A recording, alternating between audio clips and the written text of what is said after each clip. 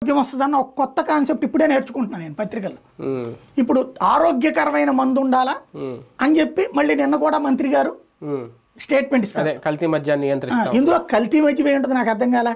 అది మందు కంపెనీ వాడే తయారు చేసేది, ఇది కంపెనీ అదే కంపెనీ వాడే చేసేది, అయ్యైనా పేర్లు మారుతాయి అంతే, సింపుల్ లాజిక్ అది.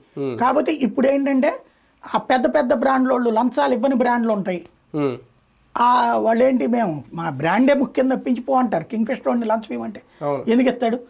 అట్లాంటి వాళ్ళ లంచాలు ఇవ్వలేదని జగన్మోహన్ రెడ్డి ఆపేశారు అన్నది వీళ్ళ ఉద్దేశం. కానీ ఒకటి, ప్రజలు కూడా మద్యపాన నిషేధం కోరుకోవట్లేదా గతంతో పోలిస్తే? ఎందుకంటే ఒకప్పుడు నేను పేపర్లో పనిచేసినప్పుడు కూడా సారా బట్టీలు ఉంటే ధ్వంసం చేసేయడం, గుడి పక్కన బడి పక్కన మందు షాపులు ఉంటే లేడీసే చాలా మంది బయటకు వచ్చి కొట్టాడు, ఇలా చాలా వార్తలు రాసేవాళ్ళు. ఈ మధ్యకాలం అలాంటి ఎక్కడ ఏం లేదు కదా, ప్రజల్లో కూడా వ్యతిరేకత తిరుగుబాటు లేదు కదా. ఇంకా అలాంటప్పుడు ప్రభుత్వాలు మాత్రం మేము మద్యపాన నిషేధం చేస్తానని హామీలు ఎందుకు? అంటే ఇప్పుడు ఎందుకు లేదు, అది ప్రభుత్వ మద్యం దుకాణాలుగా మార్చి తగ్గించేశారు కాబట్టి.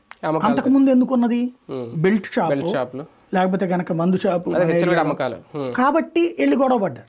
ఇప్పుడు అది లేదు కాబట్టి ఎవరిని కొడతారు వాళ్ళు?